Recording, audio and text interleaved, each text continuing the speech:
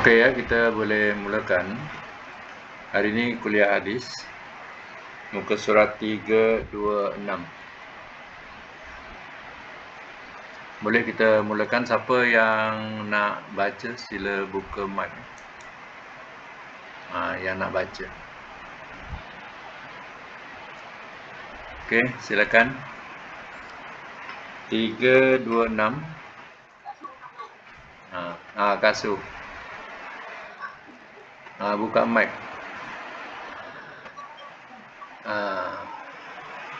Tahu tak Kasuh? Buka mic.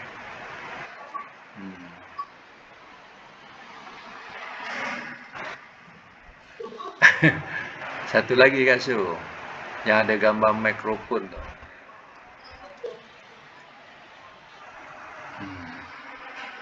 Tu dia. Dengar. Gambar tak ada. Tak apa, okey. Silakan. Hanya dia ilah. Hanya dia ilah. Ataupun sebut hanya dia Tuhan. Hanya dia Tuhan.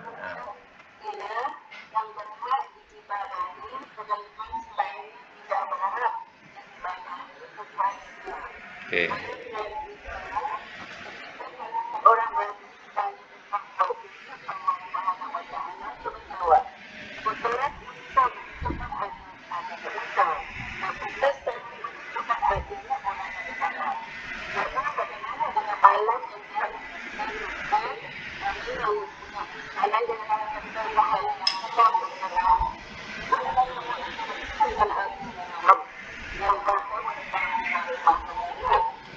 Ya, artinya jawapan daripada orang Arab Badui ni cukup logik dalam segi hukum akal. Artinya bila ditanya tentang Tuhan ataupun ilah, dia kata senang saja. Kalau ada kotoran unta atau najis unta, menunjukkan adanya unta. Kalau ada bekas kaki, menunjukkan ada orang berjalan. Artinya, kalau adanya langit dan bumi ini, sudah tentulah ada Tuhan yang Maha Pencipta. Itulah logiknya. Maknanya senang saja jawapannya. Jadi, sesuatu benda ada, artinya ada sesuatu yang mewujudkan. Jadi ini dalam segi hukum akal, di mana soalan-soalan yang dapat diterima oleh akal. Lagi? Allah Subhanahu wa taala berfirman, "Afalam yasiru fil ardi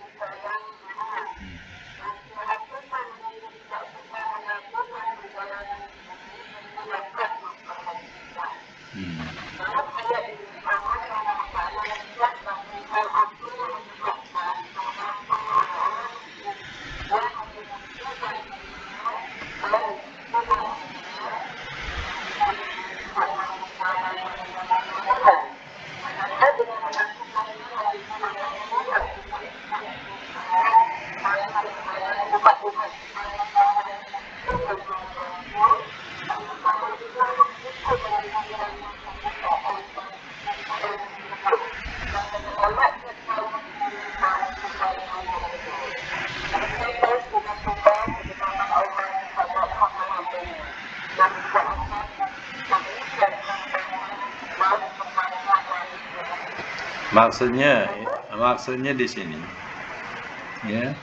pelik bagi orang-orang musyrikin ni. Dia berjalan di bumi, dia berdagang sampai ke Syam, ke Jordan, dan lain-lain. Dan mereka telah melalui kesan-kesan umat yang dibinasakan oleh Allah Ta'ala. Dan orang-orang yang di sana pun menceritakan tentang kisah-kisah silam mengenai umat itu. Tetapi hal itu tidak jadi pelajaran buat mereka. Mereka masih juga mengakui Tuhan berhala. dan mereka masih juga mempertahankan kepercayaan sembahan berhala ini. Ya, sebab itu Allah berfirman, afalam yasiru fil ardi, maka apakah tidak mereka berjalan di bumi, fayanzuru, ya, lalu mereka lihat kaifa kana akibatul mukadzibin, bagaimana kesudahan atau akibat orang-orang yang mendustakan. Patutnya mereka boleh fikir demikian, tapi tidak, ya. Allah datangkan Rasul kepada mereka yang akan memimpin mereka ke jalan yang lurus, tetapi mereka tetap degil dengan kepercayaan, ya, penyembahan berhala. Jadi, ya, umat dahulu dibinasakan kerana kedegilan mereka, kekufuran mereka, terutama mendustakan utusan-utusan Allah. Adakah hal ini tidak akan mengenai orang-orang musyrikin?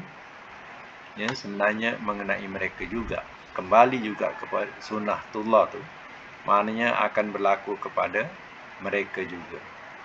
Sebab itu akhirnya bagaimana? Akhirnya orang-orang musyrikin kalah dalam peperangan Badar, sehingga Mekah didapat dikuasai kembali oleh orang-orang Muslim.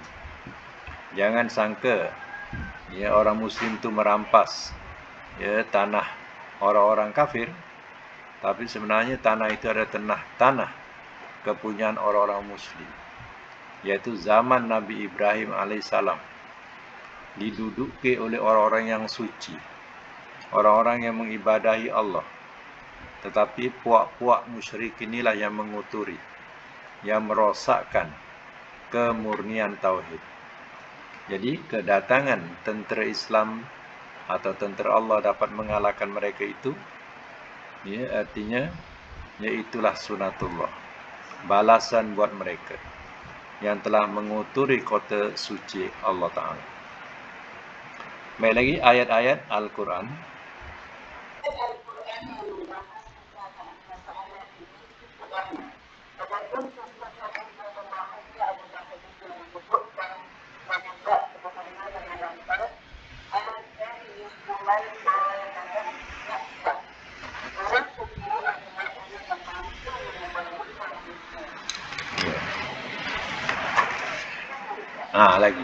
Lagi.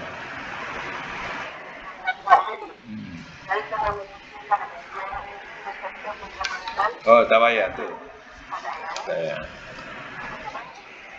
Baik, artinya hadis yang telah diungkapkan dulu, sebenarnya hadis ini adalah darjatnya lemah.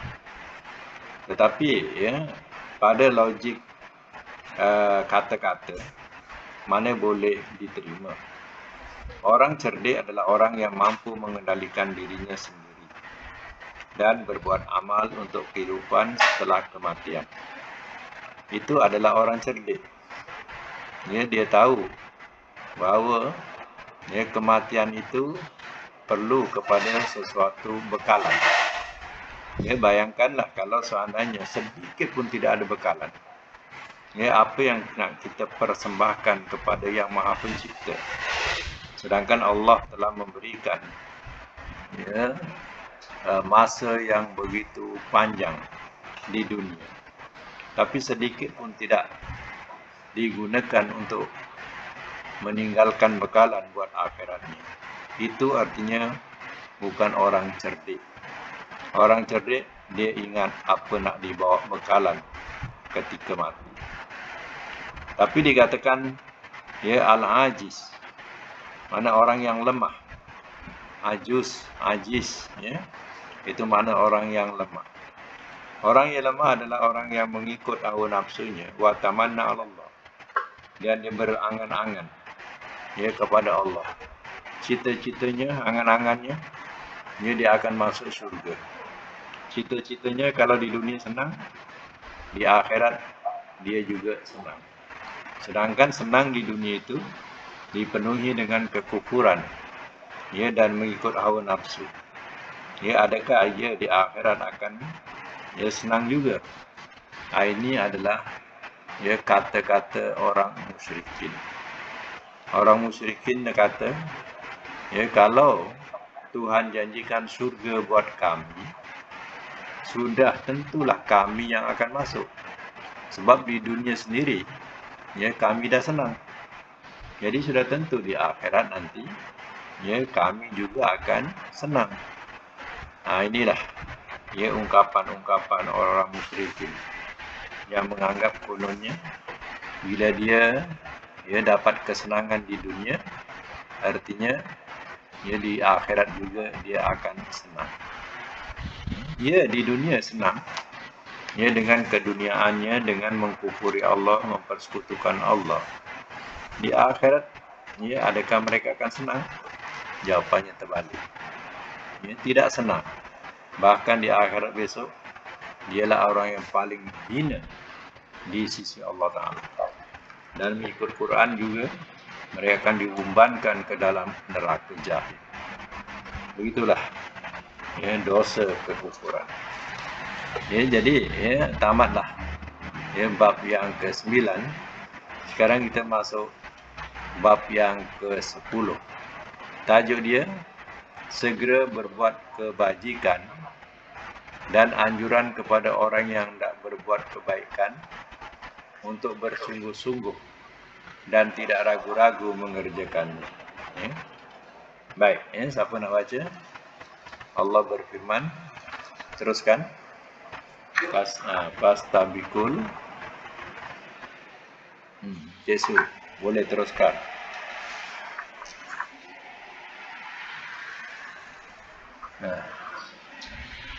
Mana Yesus?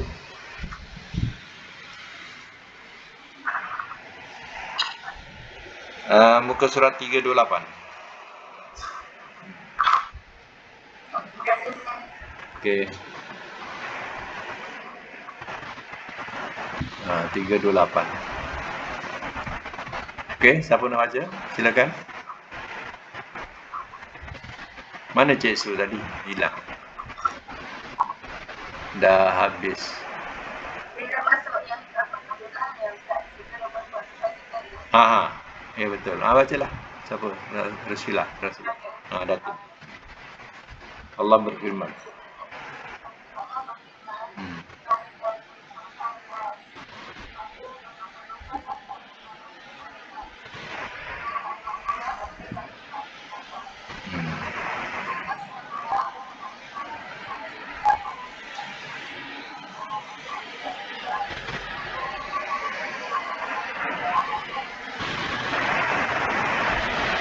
Terus.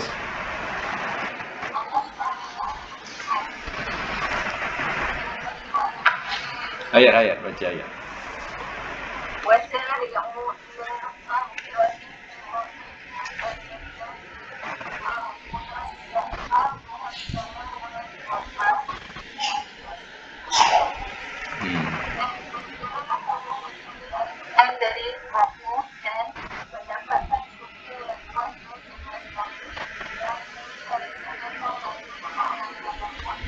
Ya. Baik, saya masuk dulu ya. Jadi dalam mengejar kebajikan, kita tidak boleh tangguh-tangguh. Sebab apa? Dalam Quran juga diterangkan pastabiku. Pastabiku ni daripada perkataan musabaqah yang kita sebut berlumba-lumba. Musabaqah Al-Quran, pertandingan Al-Quran. Oh, tak sedap. Quran ditandingkan. Tukarlah sikit yang sedap sikit. Tilawah Al-Quran. Ya, tilawah tu makna membaca Al-Quran. Ya, tapi maksudnya juga yang dengan arti kata musabaqah, iaitu bertanding. Ya. Hanya ditukar nama saja, iaitu tilawah Al-Quran. Baik, kenapa perlu kita berlumba-lumba dalam hal-hal kebajikan atau kebaikan? Sebab tu Allah SWT telah menjanjikan bahawa Syurga itu seluas langit-langit dan bumi. Ini disediakan untuk lil muttaqin, untuk orang-orang yang bertakwa. Bayangkanlah luasnya, ya, surga. Sedangkannya penghuninya, ia tidak ramai. Yang ramai penghuni ialah neraka. Neraka sehingga bersesak-sesak, ya. Sampai bersesak-sesak dalam neraka. Sedangkan surga seluas langit-langit dan bumi. Sebab itu perkataan wasari'u ila maghfirah, ya, dan bersegeralah olehmu kepada keampunan mirabbikum, daripada Tuhan kamu. Perkara-perkara atau amal-amal yang membawa kepada keampunan adalah amal-amal yang bila kita lawankan, ya, ia akan berdosa. Ya, contohnya, ya, sekarang kita tengah belajar. Ya, kita belajar ini adalah jalan maghfirah, iaitu mencari keampunan Tuhan. Kita melakukan ibadat, solat ke, ya, puasa ke, itu adalah jalan-jalan maghfirah, keampunan. Cuba dilawankan, atau diddu, lawannya, ya. Cuba lawannya, ya. Kita belajar yang memberi manfaat, iaitu mempelajari, ya, ayat-ayat Quran dan juga hadis-hadis Rasul yang cukup memberi manfaat kepada kita, atau disebut ilmu yang tafa'u bi, ilmu yang memberi manfaat. Cuba jadikan lawan dia. Kita menuntut ilmu juga, tapi ilmu yang membawa kepada kekufuran, kedurhakaan. Contohnya, bermati-matian kita menuntut, ya, ilmu sihir, ya. Bermati-matian kita menuntut, ya, ilmu-ilmu kurafat, ataupun ilmu-ilmu yang keluar daripada ajaran Al-Quran dan Sunnah. Jawabnya, apa yang kita lakukan itu, ia bukan manfaat, tetapi ia memberi mudarat dan juga, ia menambahkan kita jadi kufur kepada Allah.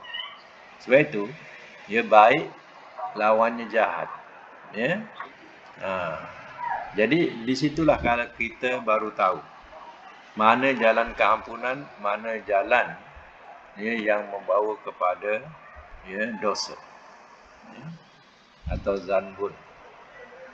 Jadi, ya, kita kena lawankan dia. Kalau kita buat ni, ya, adalah baik di sisi Allah Ta'ala. Kalau kita lawankan buat ni pula, ya, jadi kemurkaan Allah. Jadi artinya, yang baik itulah maghfirah. Yang membawa, ya, kemurkaan Allah, itulah, ya, dosa. Jadi macam itulah, ya, nak tahu, ya, antara, ya, kebajikan atau kebaikan, ya, dengan, ya, apa yang membawa kepada kemurkaan, ya.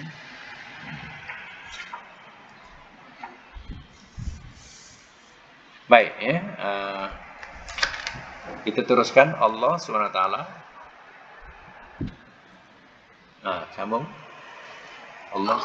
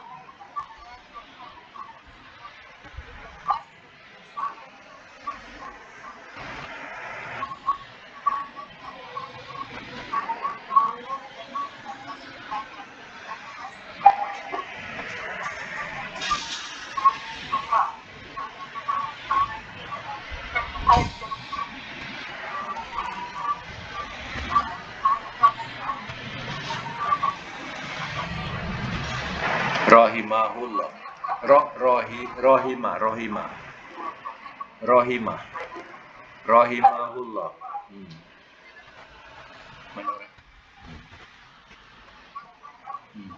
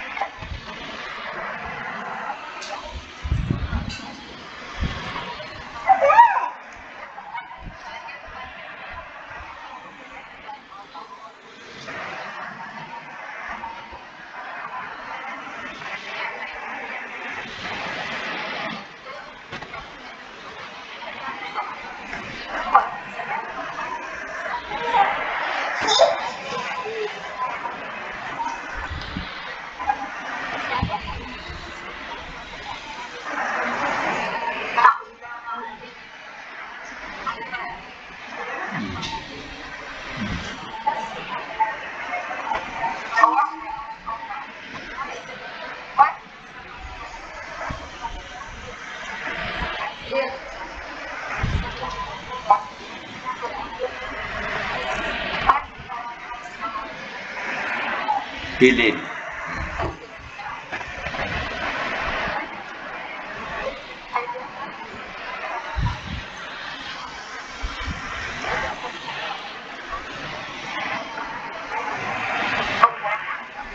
Ya, kadang okey ya. Ya. Terkadang juga ya timbullah ya pertanyaan yang sedemikian. Jadi ya di sini kita dapat pelajaran ya mengenai tentang soalan-soalan yang kadang ya boleh memeningkan kepala. Jadi kalau dah penuh dengan surga, ya sebab surga ni seluas langit dan bumi dah penuh. Jadi mana neraka? Jadi ya hal-hal yang macam ni terkadang akan tak betul, akan merosakkan keimanan seseorang. Ya. Logiknya ialah tentu tak ada. Macam tu. Tentulah tak ada, dah habis penuh dengan surga. Jadi mana ada neraka lagi? Tak ada tempat untuk neraka. Ya. Dia soalan-soalan yang dikatakan sebagai akliyah, hukum akal saja. Ya. Jadi tak semestinya ya kalau dah penuh dengan surga, tak mestinya ada neraka. Macam contohnya ya kita katakan malam, ya semua gelap. Ya tak semestinya dalam semua gelap tu tak ada yang siang. Dan begitu juga dalam siang kita juga ya tak maknanya tak menafikan adanya malam. Ya mungkin di tempat kita ni siang, di negeri lain pula malam. Ya. Begitu sebaliknya kalau kita malam, di tempat lain pun ada siang. Begitulah maknanya adanya syurga, ya adanya juga neraka. Kemungkinan yang dimaksudkan ya kerana syurga ini kedudukannya tempatnya tinggi. Jadi ya neraka itu tempatnya di sebelah bawah. Ya. Jadi tidak ada salahnya kalau kita misalkan demikian. Kalau surga di atas, neraka di bawah. Ya. Tidak ada salahnya. Begitu juga ya kalau kita berada di bumi. Tuhan kan berkuasa. Ya ada juga planet-planet yang lain. Planet Allah Ta'ala punya banyak. Hanya kita ni manusia diletakkan satu bab, iaitu di dalam benua ardi, iaitu bumi. Ya. Sedangkan planet-planet lain berjuta, lagi banyak. Itulah maksudnya. Ya. Jadi artinya kalau kita dapat memahami demikian, Janganlah tertipu dengan soalan-soalan yang merosakkan akidah. Ya. Air dah penuh dalam gelas. Ya, dah penuh. Ya. Jadi mana nak letak gula? Ya. Contohnya, tak mestinya dengan penuh air tadi, gula tidak boleh larut dalam air tadi. Nampak air, tapi sebenarnya ada gula di dalamnya. Ya. Macam itulah. Ya. Soalan-soalan yang kadang boleh merosakkan fikiran kepada mereka yang mempunyai daya pemikiran yang rendah. Baik, kita teruskan dengan hadis 87. Siapa nak baca hadis 87?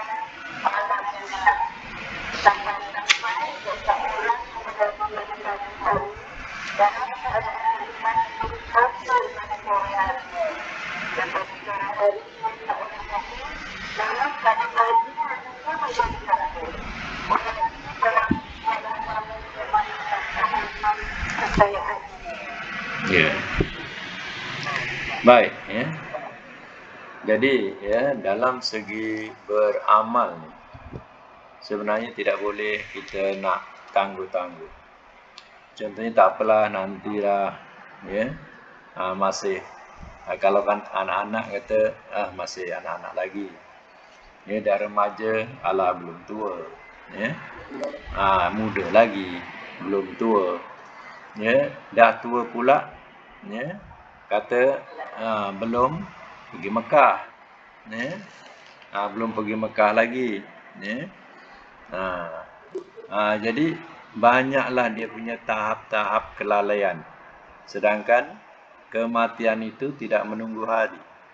Bila-bila sahaja kita boleh mati. Sebab itu dalam segi beramal ni sebenarnya tidak perlu kita nak tangguh-tangguh. Contohnya misal kata Ramadan. Ramadan kita ambil kelebihan daripada Ramadan. Kalau kita tak ambil tahun ni, kita rasa tak apalah, tahun depan lah sungguh-sungguh nak beramal untuk Ramadan. Contoh, tahun depan keadaannya mungkin lebih teruk daripada yang sebelumnya. Lebih sibuk lagi pula. Jadi artinya jiwa ni, jiwa tidak pernah tua. Yang tua ialah kita punya jasad. Jasad tua. Tapi jiwa tu tetap muda. Itu nama roh. Roh dia tidak pernah rasa tua. Yang tua itu ialah kita punya jasmani. Jasmani kita saja kita merasa tua. Sebab itu terkadang seseorang dia tidak akan merasa tua. Tapi bila melihat anak-anak dah besar-besar, dia dah tua aku. Begitu juga terkadang masih lagi tak rasa tua. Tengok cucu-cucu semua dah sama dengan nenek dia dah, besar dia. Jadi di situ baru kita nak menundukkan diri kita, dah tua aku rupanya. Baru perasaan tua. Sebab jiwa tu roh Roh dia tak rasa. Ya, tak rasa tua. Dia sentiasa muda. Sebab itu di surga. Ya, di surga tu dia punya kehidupan sama dengan kehidupan roh. Jadi dia tidak akan tua. Sentiasa muda. Ya. Itu kehidupan seperti kehidupan roh. Jadi di dunia, ya, terkadang manusia itu sebab itu, ya, sampai bila-bila amal kalau tidak dikejar, kita tidak lakukan, belum tentu yang kita kata esok hari itu kita buat, belum tentu. Yang belum tentu nanti dah tua kita buat, belum tentu. Ya, sebab dah tua pun dia merasa dirinya lagi masih perasan muda lagi. Ya, dia perasan tu maknanya ada masa lagi, nantilah nak beramal, nantilah macam tu lah. Ya. Sebab itulah hakikat beramal ini buat.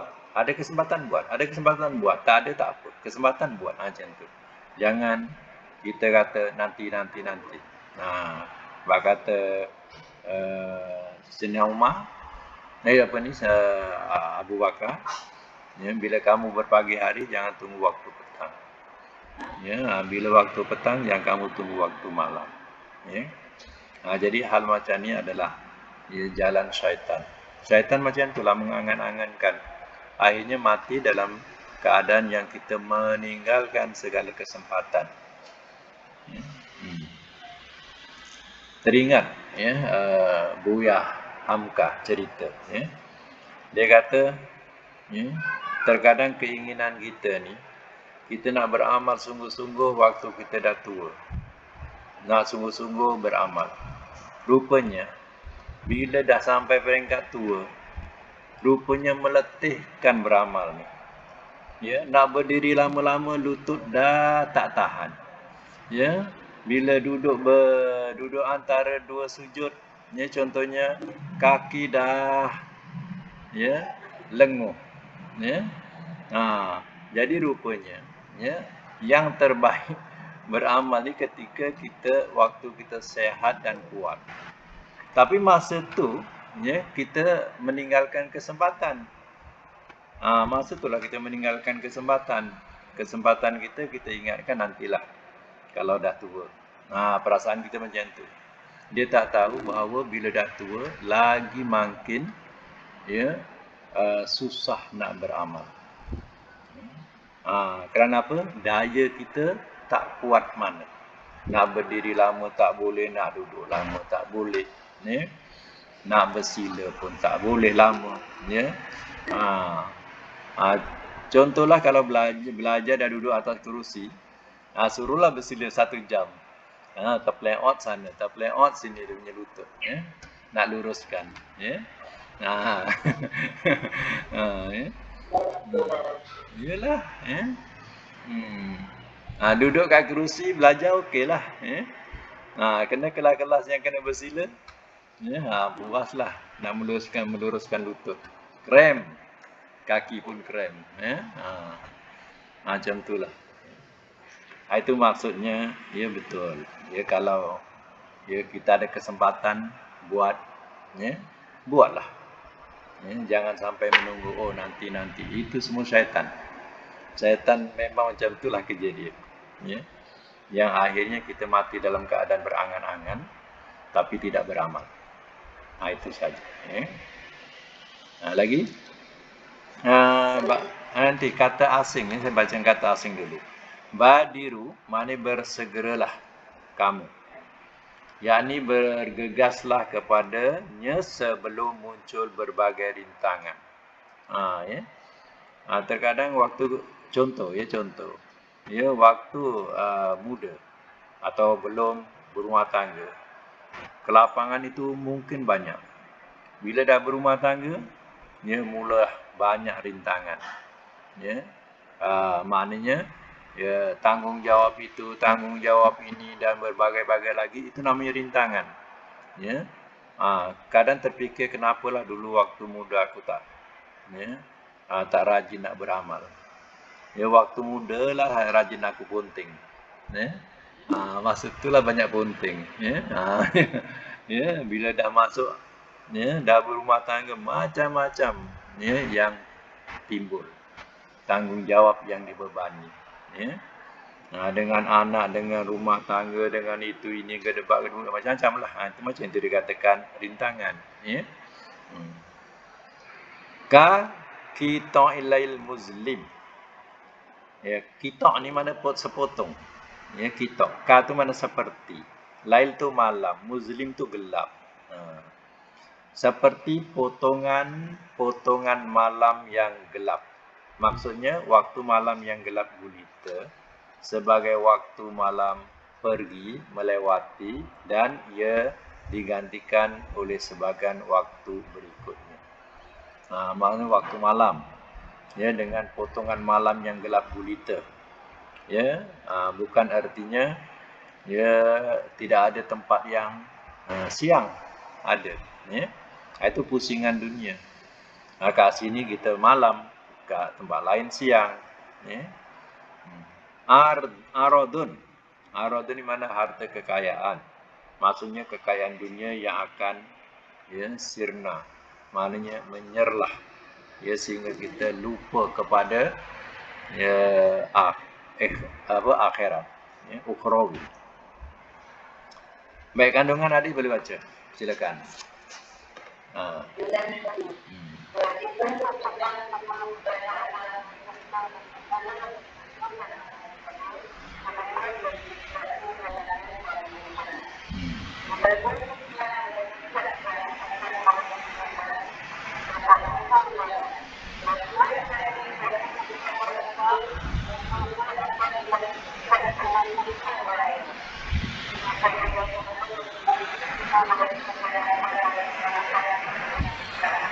Baik, ya. Yang pertama tu yang kita terangkan tadilah, maknanya dia beramal sebelum datangnya rintangan-rintangan. Yang kedua, ya, akan muncul berbagai fitnah, ya, yang menyesatkan. Ya. Jadi fitnah ni, bahasa kita fitnah ni macam kita mengumpat lah, ya, atau fitnah, memfitnah orang. Ya, tapi fitnah dalam bahasa Arab maknanya cubaan. Ya. Cubaan. Jadi, ya, daripada satu cubaan, ya, akan datang cubaan yang lain. Kita telah dicuba atau dicuba dengan, ya, kehadiran COVID kepada kita. Ya, kita rasa dah selesai. Kita tak tahu akan datang ada lagi yang lebih daripada COVID lagi. Jadi kesempatan itu maknanya kita jangan, ya, buang. Ya, maknanya dalam waktu itu kita tidak beramal. Ya, nak tunggu ia hilang. Bila hilang, datang rintangan lain pula atau fitnah lain. Ini mana cubaan dalam segi, ya, hal wabak. Ya, belum lagi cubaan-cubaan yang dikatakan fitnah dajjal. Fitnah dajjal ini menyesatkan akidah. Ya. Kita lebih takut COVID daripada takut Allah. Di situ dah nampak bahawa, ya, kita sudah dimainkan di dajjal. Ya. Kita takut wabak daripada takut Allah. Macam tu. Dan kita takut mati daripada takut Allah. Ini akidah-akidah dajjal yang menyesatkan. Ya.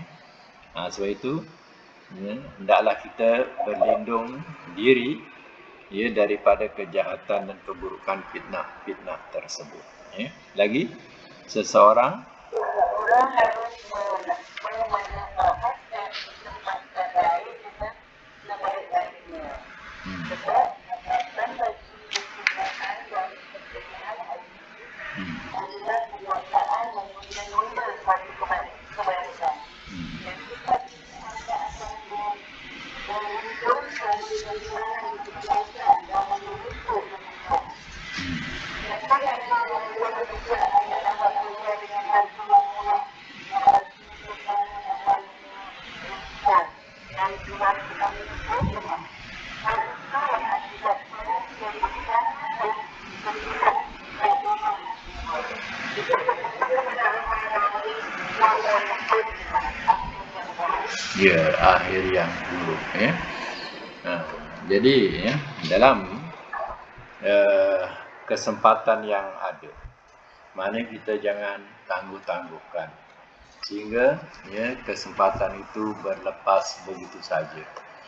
Ya. Contohnya misal kata ya, ya, dalam hal kerja lah, ya, dalam hal kerja. Contohnya ya, kerja yang kita tangguh itu ya untuk esok dah ada bebanan lagi kerja. Ya. Kemudian ia tangguh lagi. Ya, ia akan menjadi bebanan lagi banyak. Ya. Jadi kalau seandainya kerja hari ini tidak diselesaikan, ya, maka ya, dia akan menambahkan lagi bebanan buat kita. Jadi sebab itu ya, jangan kita menunda-nunda ya hal-hal kebaikan. Macam contohlah, orang suka menjadikan solat itu sebagai perkara ringan. Contohnya ya, dia berfaham dengan kodok solat. Ya. Jadi terkadang tidak ada sebab apa pun. Ya, dia kata tak apalah, nanti kita kodok lah zuhur ni. Ya. Dia kata macam itulah. Kemudian zuhur dah kata kodok. Nanti asar, sampai asar, tak apalah boleh kodok asar. Dia dah tertunda zuhur dengan asar. Ya. Sampai maghrib, dia kata nanti kodok lah. Ya. Sampai isyak, dah penat. Isyak dah penat dah. Ya. Jadi sekarang ni, daripada 4 rakaat, campur 4 rakaat, campur 3 rakaat, campur 4 rakaat lagi. Dah berapa banyak dah. Ya. Tak mampu nak mengkodok yang hari ni. Esoknya pula, dia berlaku macam tu pula. Ya. Kononnya nak kodok lagi. Berapa banyak yang tertangguh. Sebab itu, ya, kita tidak berpegang kepada nak kodok solat. Ya. Kita tidak berpegang kepada kodok solat. Orang yang selalu mengambil ringan hukum solat ni adalah mereka yang berpegang kodok solat. Ini selalu orang yang meringan-ringankan solat.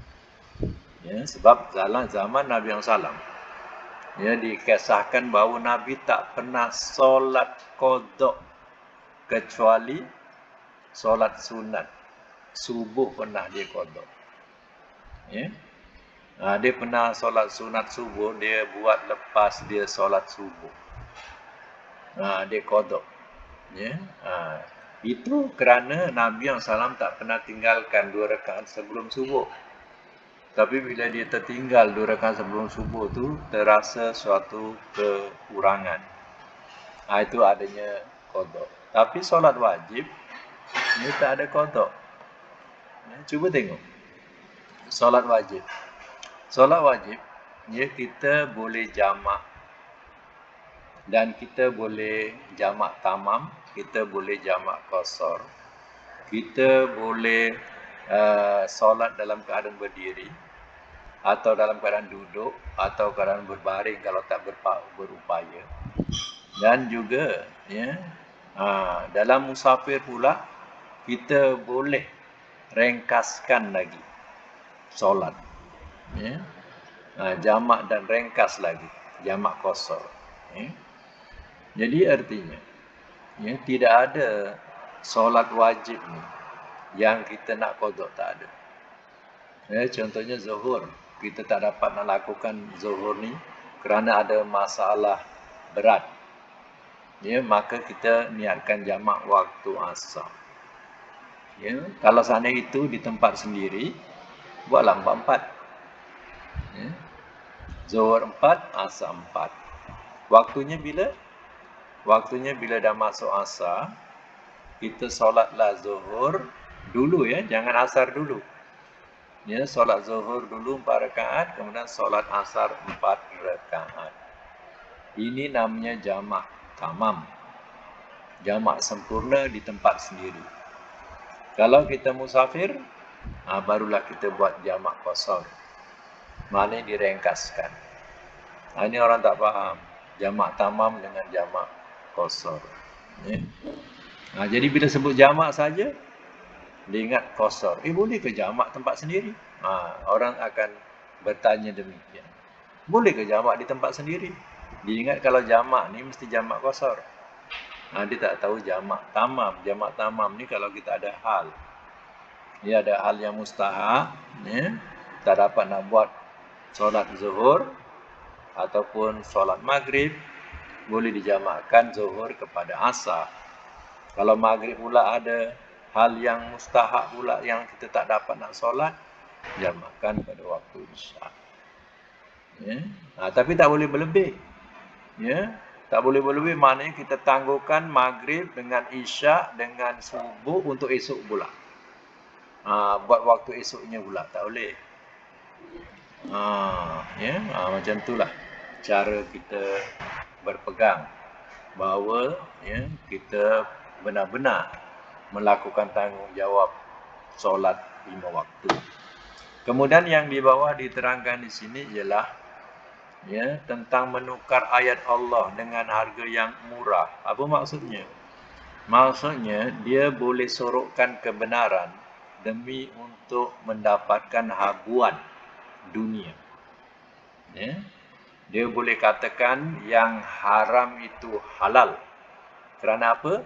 Nak jaga kedudukan dia di dunia. Supaya pangkatnya jangan jatuh, kedudukan dia tidak tergugat.